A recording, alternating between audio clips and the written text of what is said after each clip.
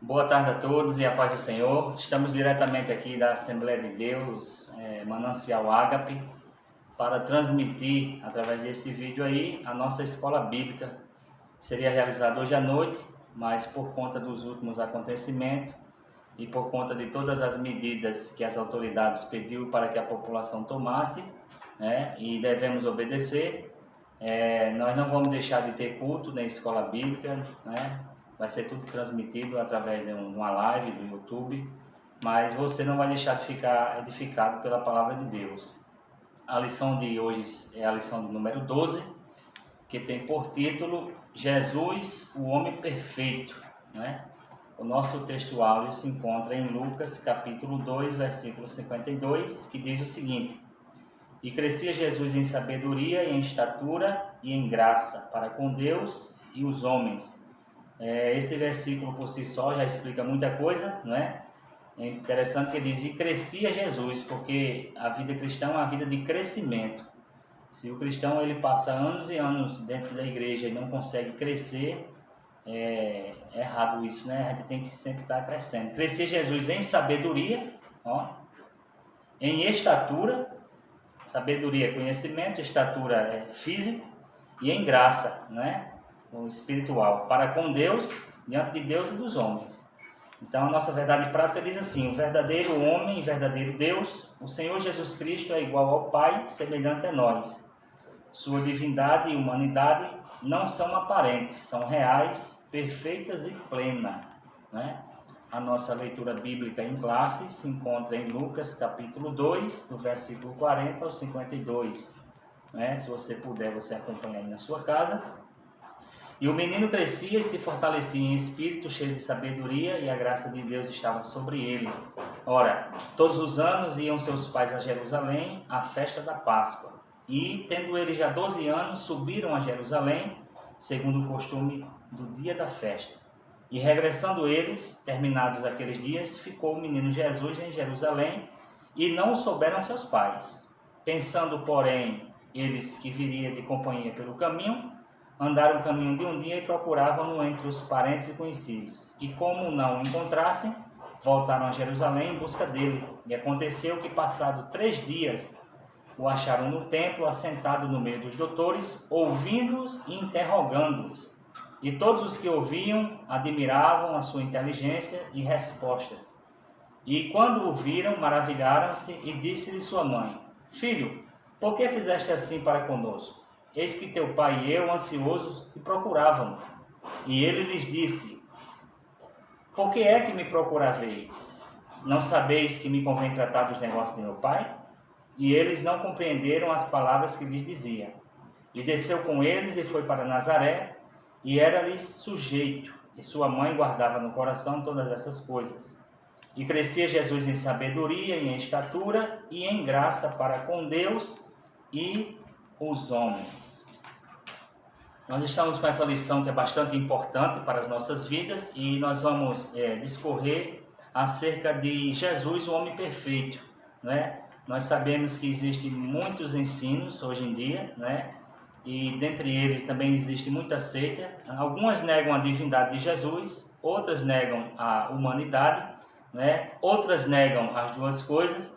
E nós precisamos nos fortalecer na palavra de Deus. Então nós vamos ver o que é que a palavra de Deus diz para nós. Está conosco aqui na Assembleia de Deus Manancial Ágape o pastor Alexandre, nosso pastor presidente, e o pastor Trajano também está aqui, acompanhando essa videoaula. Vamos à introdução. A introdução diz assim: se na lição passada estudamos sobre o homem do pecado, enfocaremos hoje a encarnação do Filho de Deus como Filho do homem. Apresentaremos o Senhor Jesus Cristo como ser humano perfeito, nele que devemos pensar, falar e agir. Já de início, deixamos bem claro que a humanidade de Jesus não era aparente, mas real. Em tudo era semelhante a nós, exceto quanto ao pecado. Frisamos outro sim, que as duas naturezas de Cristo, a divina e a humana, não são conflitantes, mas perfeitíssimas e harmônicas. Uma jamais eliminou a outra. É por esse motivo que somente Ele pode salvar o pobre e miserável pecador. Que o Espírito Santo nos ajude a compreender esta maravilhosa e imprescindível doutrina da Bíblia Sagrada, certo? Então, a Bíblia ela é clara quanto à humanidade de Jesus e a divindade de Jesus, certo? É o que chamamos de a união de duas naturezas, né? União hipostática, né? Nós vamos ver acerca disso mais à frente um pouco, né? O tópico 1 diz assim: Jesus, verdadeiro Deus. Professamos que o Senhor Jesus era perfeitamente humano e perfeitamente divino. Ele não era meio homem, nem meio Deus, mas totalmente homem, totalmente Deus. Neste tópico enfocaremos a sua divindade, certo? Subtópico 1 diz assim: sua eternidade com o Pai. O Senhor Jesus, como unigênito de Deus, não somente é eterno, como também é o Pai da própria eternidade, né? Isaías 9,6 diz isso. Antes de sua encarnação, ele estava no Pai, e no Pai criou todas as coisas, né? João capítulo 1, verso 3. Suas atividades eternas são lindamente descritas no capítulo 8 de Provérbios. E eu quero convidar você para, na sua Bíblia aí, nós vamos ver essa referência aqui, né? Sobre a eternidade de Cristo, que ele já estava com o Pai, em João capítulo 1. Deixa eu abrir aqui a Bíblia, João capítulo 1, né? Vamos ler a partir do verso 1. João capítulo 1, do verso 1 ao 3, que diz assim: no princípio era o Verbo, e o Verbo estava com Deus, e o Verbo era Deus. Olha só, e ele estava no princípio com Deus. Está falando de Cristo. Então, Jesus estava com Cristo desde a eternidade, né? Com Deus, desde a eternidade. Todas as coisas foram feitas por Ele, e sem Ele nada do que foi feito se fez. Então, essa eternidade com o Pai, a gente já consegue provar aqui, né? Através do capítulo 1 de João, como foi mencionado aqui na lição, né? Então, suas atividades eternas são lindamente descritas nesse capítulo e no capítulo 8 de Provérbios, né? E nós vamos ver isso aqui também agora. Capítulo 8 de Provérbios, né? Provérbios, que é o livro da sabedoria, não é? Capítulo 8 de Provérbios, e eu quero chamar a sua atenção, não é? Para essa leitura. Não clama porventura a sabedoria e a inteligência não faz ouvir a sua voz? No cume das alturas, junto ao caminho, nas encruzilhadas das veredas se posta. Do lado das portas das cidades, a entrada da cidade, e a entrada das portas está gritando, né? A voz, ó homens, clamo, e a minha voz se dirige aos filhos dos homens. Entendei, ó simples, a prudência, e vós, insensato, entendei de coração. Ouve, porque falarei coisas excelentes, os meus lábios se abrirão para a equidade. Porque a minha boca proferirá a verdade, e os meus lábios abominam a impiedade. São justas todas as palavras da minha boca, não há nelas nenhuma coisa tortuosa nem pervertida. Todas elas são retas para aquele que entende bem e justa para os que acham o conhecimento. Aceitai a minha correção e não a prata, e o conhecimento mais do que o ouro fino escolhido. Porque melhor é a sabedoria do que os rubis, e tudo o que mais se deseja não se pode comparar com ela. Eu, a sabedoria, habito com a prudência e acho o conhecimento dos conselhos. Olha o verso 13, o que é que chama aqui nossa atenção. O temor do Senhor é odiar o mal, a soberba e a arrogância, o mau caminho e a boca perversa, eu odeio. E ele diz, meu é o conselho e a verdadeira sabedoria. Eu sou o entendimento, minha é a fortaleza. Então, essa questão de Jesus estar desde a eternidade com o Pai, você viu que nós conseguimos provar através da Bíblia, inclusive tudo que existe foi feito por Ele, né? E existem alguns ensinamentos aí errados que diz que não foi Ele que fez, que Ele não estava com o Pai, que Ele não tem todo esse poder. Existem alguns ensinamentos que diminuem o poder do nosso Deus, do nosso Cristo, né? Diz que Ele é um Deus menor, né? Mas a Bíblia, que é o nosso guia, né? Na verdade, nosso livro de regra, fé e prática, ela nos ensina totalmente o contrário. Ela nos ensina que Jesus é antes de todas as coisas, né? Então, desde o princípio, que Ele já estava lá com Deus, né? Quando Deus disse assim, haja luz, Jesus já estava com Ele, né? Não tinha sido manifestado ainda fisicamente entre os homens, mas ele já existia, né? O subtópico 2, nós vamos tratar sobre os atributos, né, grandezas e perfeições de Cristo. E diz assim: Jesus Cristo é a fonte da vida, João 1,4. Logo, ele tem vida em si mesmo, né? João 5,16 e Hebreus 7,16. Sendo Deus de Deus, é imutável, né? Ou seja, Jesus Cristo não muda. Ele é onipresente, isso tudo são os atributos de Cristo, tá? Ele é onipresente, Mateus 28:20, Efésios 1, 22 e 23. Ele é onisciente, sabe todas as coisas, né? Sua onipotência não pode ser ignorada, porque todo o poder nos céus e na terra acha-se em suas mãos, certo? E Mateus 28:18, Apocalipse 1:8 vai testificar isso. Então, aqui ele está demonstrando os atributos de Deus, né? Os atributos de Cristo, né? Nós temos qualidades, né? Cristo tem atributos, certo? Cristo tem atributos. Agora, dentre os atributos de Cristo, existem os atributos comunicáveis, que é aqueles que ele partilha com o homem, e os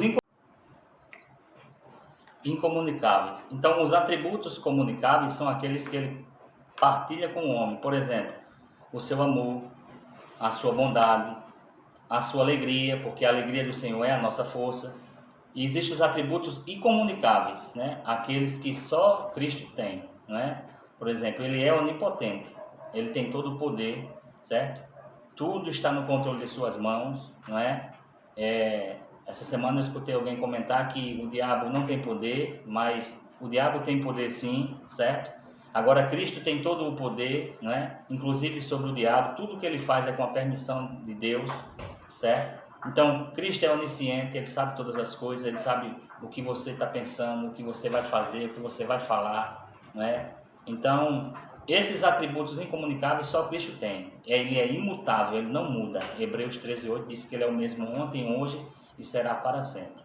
Então, esses atributos aqui, que não são poucos, mas a gente não tem tempo de falar tudo isso, a gente consegue provar que Cristo, né, tem esses atributos, né?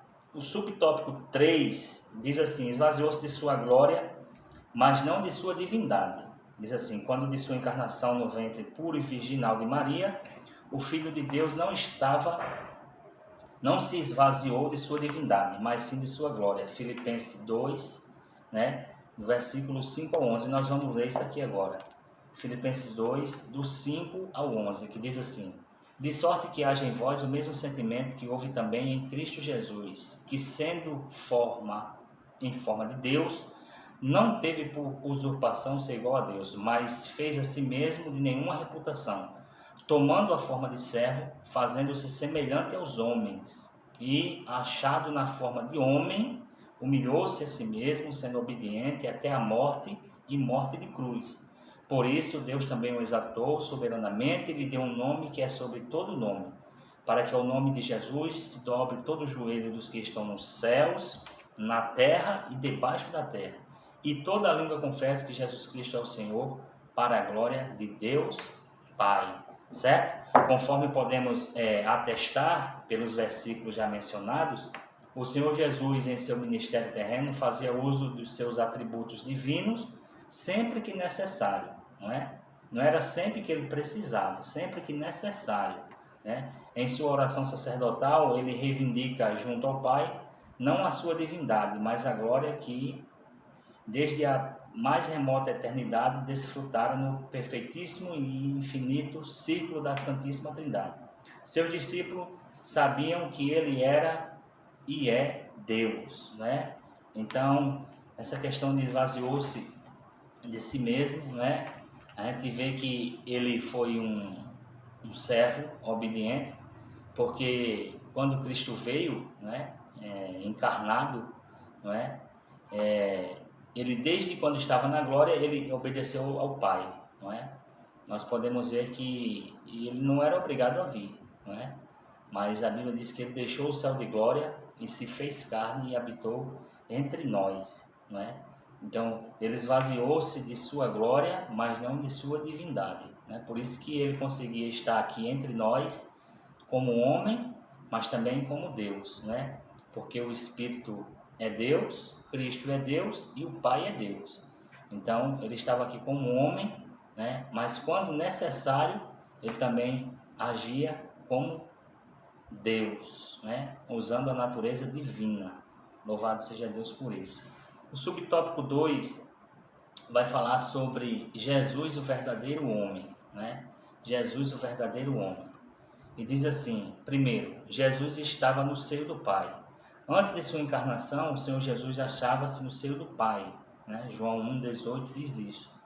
Mas não devemos supor que ele estivesse inativo, pelo contrário, né? Sendo ele eterno e o Pai da eternidade, participou ativamente da criação do mundo, né? Nós já vimos isso em João capítulo 1, verso 3, né? Que por ele foram feitas todas as coisas. Ele é o verbo de Deus, todas as coisas vieram a existir por intermédio dele. Sem Jesus Cristo, nada do que existia, existiria, não é? Então, tudo que foi feito, criado, foi feito por ele. João capítulo 1, versículo do 1 ao 3, né? Pelo unigênito de Deus, né? Essa palavra unigênito significa único, né?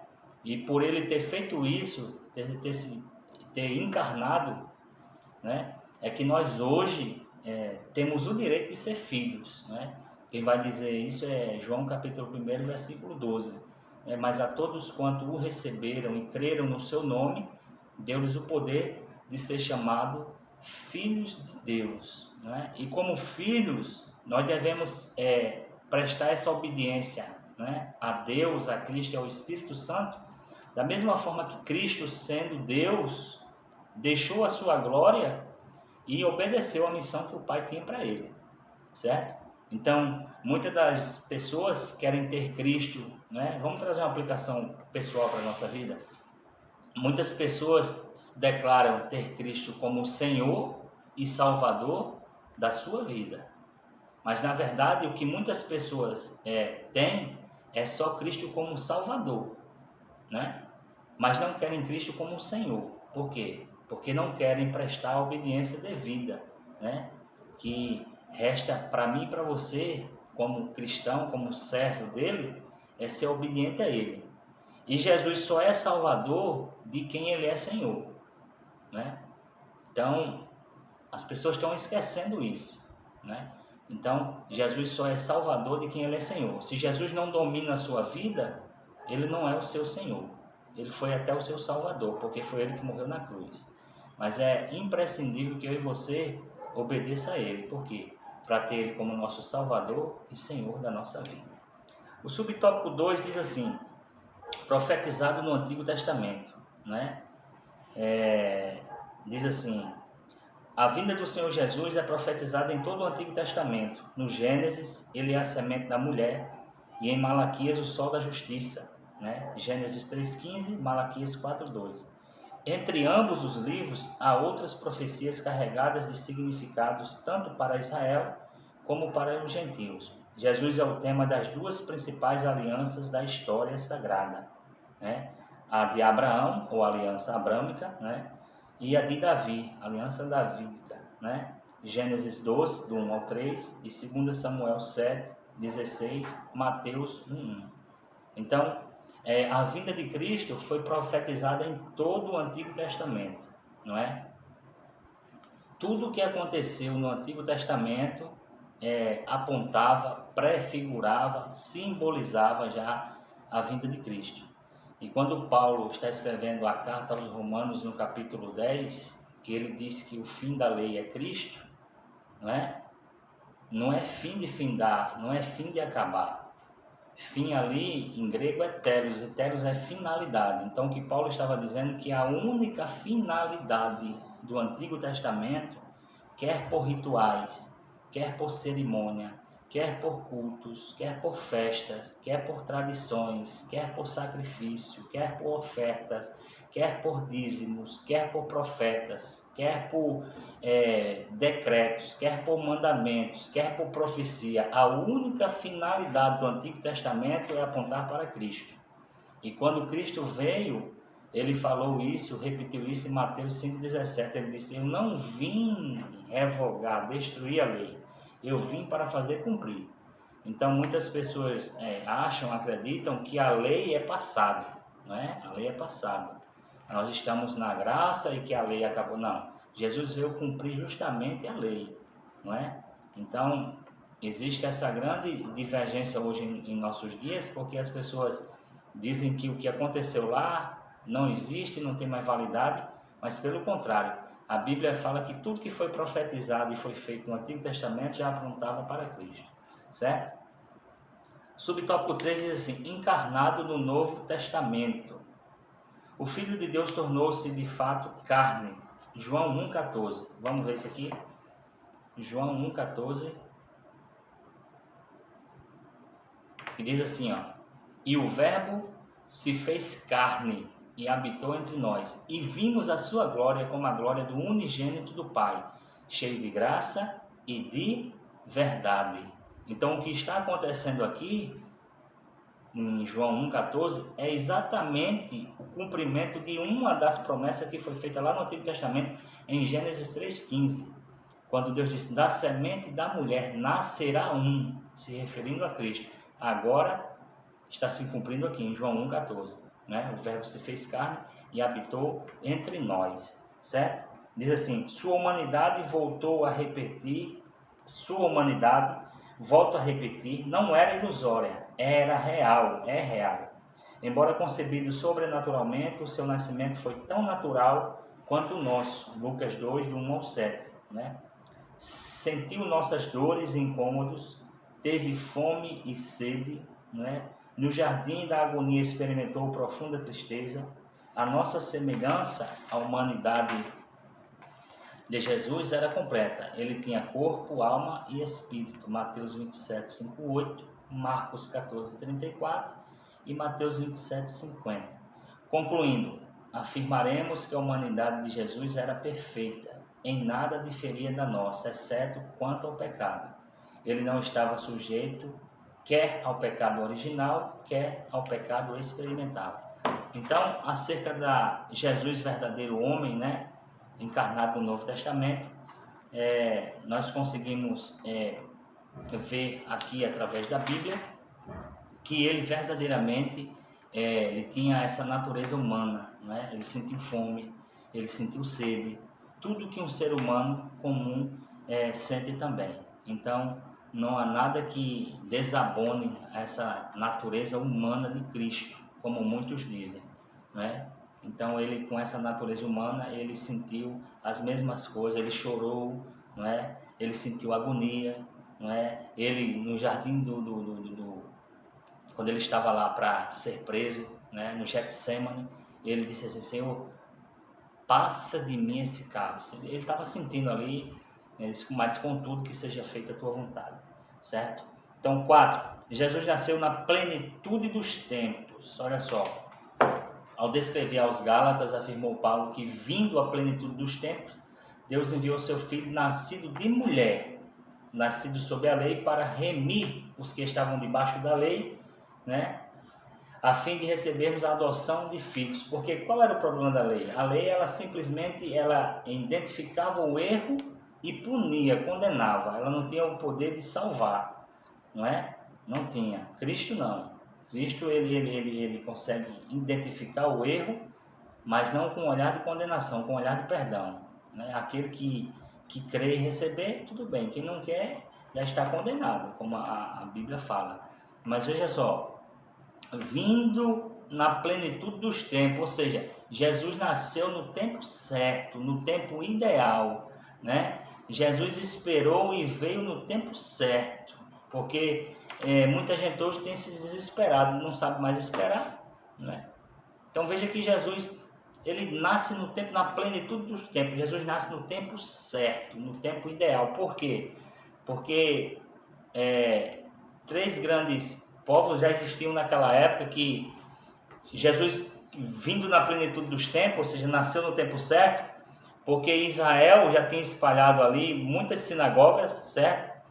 A outra nação que contribuiu muito foi a Grécia, né, com um idioma, e Roma com as suas estradas excelentes, né, leis e governadores ou governantes. Então, vindo Cristo na plenitude dos tempos, como Paulo disse, Jesus nasceu no tempo certo. Então, veja que até Cristo veio no tempo ideal, no tempo certo. Hoje a gente não espera o tempo correto das coisas acontecerem na nossa vida. Já que é para trazer uma aplicação pessoal para a nossa vida aqui, hoje nós não esperamos o tempo certo das coisas acontecerem na nossa vida, né? Hoje o desespero toma conta das nossas vidas, né, por qualquer coisa que aconteça ou não aconteça, e Eclesiastes nos ensina o contrário, diz que tudo tem o seu tempo determinado. O Salmo 40, verso 1 diz: esperei com paciência no Senhor. Hoje nós não queremos mais esperar, não é? Então, porque Cristo nasce com 12 anos, é verdade que ele já estava ensinando aos doutores.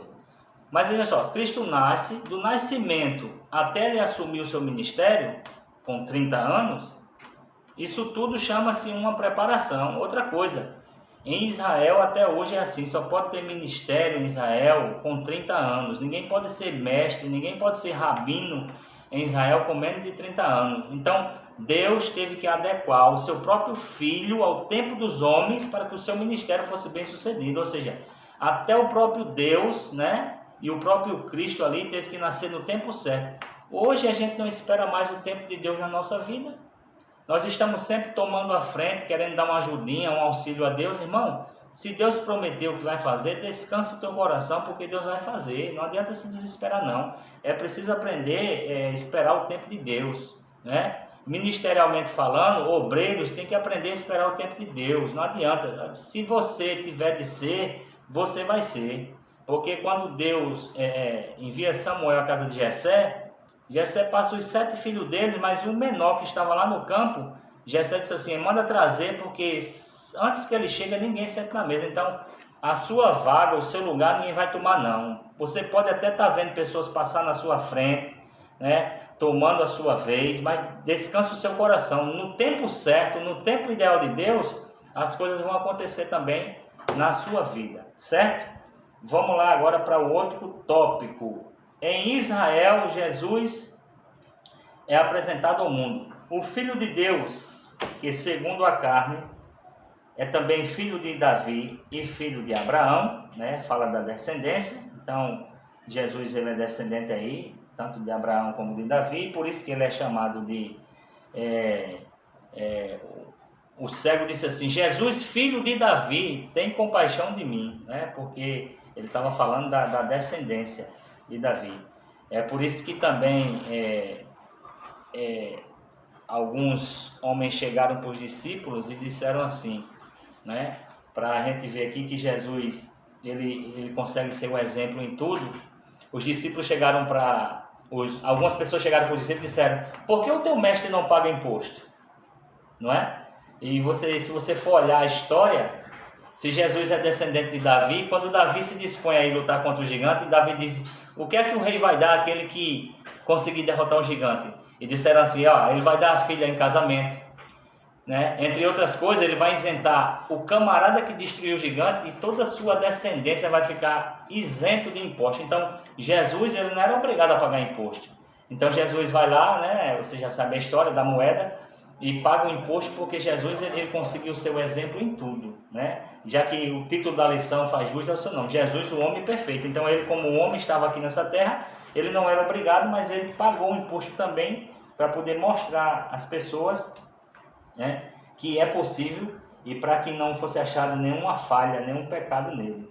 Então, diz assim: tendo ele uma educação harmônica e perfeita, tanto diante de Deus quanto dos homens, iniciou seu ministério aos 30 anos de idade, como eu já falei para vocês, e conforme veremos no próximo tópico, o Senhor Jesus foi em todas as coisas o mais perfeito dos homens, ou seja, até num simples pagamento de imposto, que não era um direito dele, mas ele fez questão de pagar o imposto, né, para que ninguém tivesse o que falar. Então, isso já traz aqui outra aplicação pessoal para a nossa vida, né? É preciso que eu e você cumpra com as nossas obrigações, não é? Se Jesus pagou o imposto, né? Hoje o camarada, eu não falo nem da questão dízimo e oferta, porque dízimo e oferta nós não pagamos, né? Nós devolvemos. Eu acho que o dízimo não tem nada a ver com salvação, e sim com gratidão a Deus. Então, assim, se você não consegue ser grato a Deus devolvendo aquilo que é de direito, né? E quanto à questão social, como pessoas, como contribuintes de um estado, de um país, nós devemos sim pagar os nossos impostos também, né? Tem pessoas que vivem de comprar mercadoria sem nota fiscal, principalmente quem tem comércio aí. Eu trabalhei fazendo entrega no Alto Sertão da Paraíba, de Campina a Cajazeiras, e eu via muito, eu não era cristão ainda, mas eu via muito um dono de comércio que se dizia cristão, mas ele fazia questão de receber a mercadoria sem nota. Então, ele está sonegando imposto. Isso é um crime, isso é um pecado diante de Deus, porque a Deus ninguém engana, certo? Então, assim, Jesus, como homem perfeito, ele conseguiu cumprir todas as normativas que a eles estavam, né, dispostas, né? Tópico 3, para a gente estar encerrando já. Jesus, o homem perfeito. A humanidade de Jesus. A humanidade de Jesus Cristo não era aparente, era tão real quanto a nossa. Em momento algum, ele usou de sua divindade para suprir suas carências humanas, né? Não transformou pedras em pães, nem fez brotar água da rocha para aliviar a sua fome, a sua sede. Todo o milagre que ele realizou foi em favor dos que o procuravam. O Senhor Jesus era um homem de dores, experimentado nos sofrimentos humanos, né? Nosso perfeito sumo sacerdote, né? E nessa questão aqui, que todo milagre que ele fez foi em favor dos que o procuravam, eu quero abrir um parênteses aqui para outra aplicação na nossa vida. Você, eu, nós que somos cristãos, Jesus ele disponibilizou para nós dom ou dons, certo? E esses dons é para ser usado na igreja e para a igreja. Veja que o próprio Jesus, todo milagre que ele fez foi em favor do próximo. Então, se Deus te deu um dom de louvar, se Deus te deu um dom de pregar, se Deus te deu um dom de ensinar, não é para tu ficar rico não, rapaz, certo? É para tu ajudar o próximo, é para tu orientar, é para tu edificar a vida dele através do louvor, através da palavra, através do ensino. E hoje essa inversão de valores do nosso século XXI, ela está muito invertida. Hoje o camarada é convidado e diz, eu só vou por tanto, eu só prego por tanto, não é? Eu recebi uma ligação por esses dias, uma igreja que eu não tinha ido ainda, e a mulher falou, explicou tudo sobre o congresso e disse assim, o senhor prega por quanto? Eu disse, ore por mim que eu chego aí. Então assim, veja como as coisas hoje estão tão invertidas que as próprias pessoas que vão convidar já têm a preocupação de ter um cachê disponível para pagar essa pessoa, certo? Agora nada impede de você dar ou de eu ou você receber uma oferta quando você for a um determinado lugar, né? Se vai dar uma oferta, receba. Se não está precisando da oferta e não quer receber, não receba, mas nada de cobrar, isso é errado, certo? 2. Jesus, o último Adão. O primeiro Adão fracassou no Éden, o último Adão triunfou no deserto e no Calvário. Vamos trazer outra aplicação pessoal para a nossa vida? Aqui?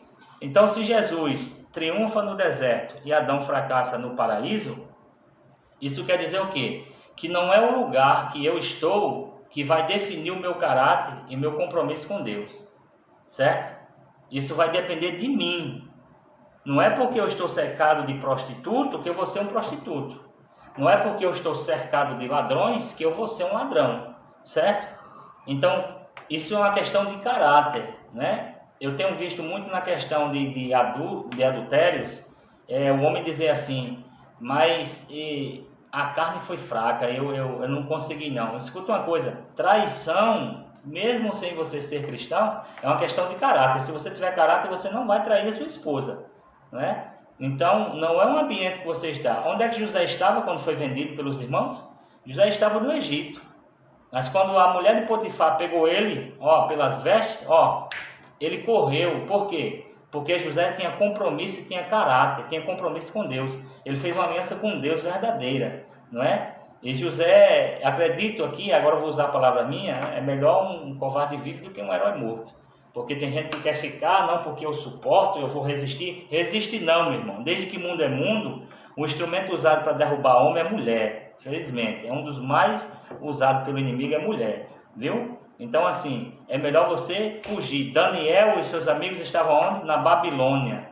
Sistema totalmente contrário às leis de Deus, à orientação de Deus. Paganismo, politeísmo, idolatria, comidas oferecidas a demônio. E Daniel, quando olhou, ele resolveu no seu coração, Daniel diz assim, não, eu não vou me contaminar com as iguarias do rei. Então esse negócio de que onde eu trabalho é muito difícil, onde eu estudo é muito difícil. Em todo trabalho acontece essas coisas. Trabalhei em empresas que o adultério rolava solto, né? Universidade, o que você mais escuta as pessoas que vão lá fazer o seu curso é dizer que existem pessoas hoje que fazem os seus grupinhos e fazem uso de droga, de todas as outras porcarias que não convém ao cristão. Então, cabe a mim e a você, não é um ambiente que nós estamos, até porque a palavra diz que onde eu estou eu santifico o lugar. Então, não é aquelas pessoas que estão ali, aquele ambiente que vai me contaminar. Eu que vou ter que influenciar aquelas outras pessoas através do Evangelho. E aquelas que não se deixarem, não quiserem ser influenciadas, deixa elas para lá. Porque Jesus disse, olha, se tu entrar numa cidade e ministrar a palavra e eles não te receberem, bate os pés, sai da cidade e vai embora. Então, deixa para lá que Jesus trata com eles. Então, essa questão de Jesus, o último Adão, diz assim ainda, embora divino, Jesus não era menos humano que Adão. Na plenitude de sua humanidade, venceu todas as tentações por nós para que nele fôssemos vivificados.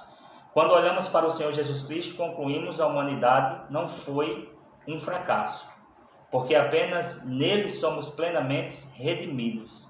Então, Jesus é chamado de último Adão, porque o primeiro Adão desobedeceu, o último Adão obedeceu. O primeiro Adão, ele falhou, o segundo Adão não falhou. O primeiro Adão, ele pecou, o segundo Adão, ele não pecou, né? O primeiro Adão morreu, o segundo Adão morreu, mas ressuscitou e está entre nós. Então, existe esse paralelo entre o primeiro e o segundo Adão por isso, porque o primeiro ele é imperfeito, o segundo ele é perfeito, não é? Mas vamos ao terceiro e último subtópico para a gente encerrar essa aula. A perfeição espiritual e moral de Jesus Cristo. Como já frisamos, o Senhor Jesus, embora dotado de uma natureza humana igual à nossa, jamais esteve sujeito ao pecado original nem ao pecado experimental. O pecado original é aquele que todos nós, seres humanos, no Éden, né, herdamos de Adão, mas Cristo não veio com essa semente, tá? E o experimental é aquele que no dia a dia a gente acaba aqui e acolá, fracassando, falhando. Então Cristo não esteve sujeito a essas coisas, sujeito na questão de que ele não pecou, certo? Ele não houve pecado em Cristo. Eis o que escreveu o autor da Epístola aos Hebreus, porque nos convia tal sumo sacerdote, santo, inocente, imaculado, separado dos pecadores e feito mais sublime do que os céus. Então veja o que a Epístola aos Hebreus declara sobre a própria natureza de Cristo. Tanto no falar quanto no agir, Jesus era perfeito, né? Nenhum dolo ou engano achava-se em seus lábios. 1 Pedro, capítulo 2, e aí eu vou ler aqui com vocês. 1 Pedro, capítulo 2. 1 Pedro, capítulo 2, versículo 21 ao 24, que diz assim: porque para isto sois chamado, pois também Cristo padeceu por nós, deixando-nos o exemplo, para que sigais as suas pisadas, não é?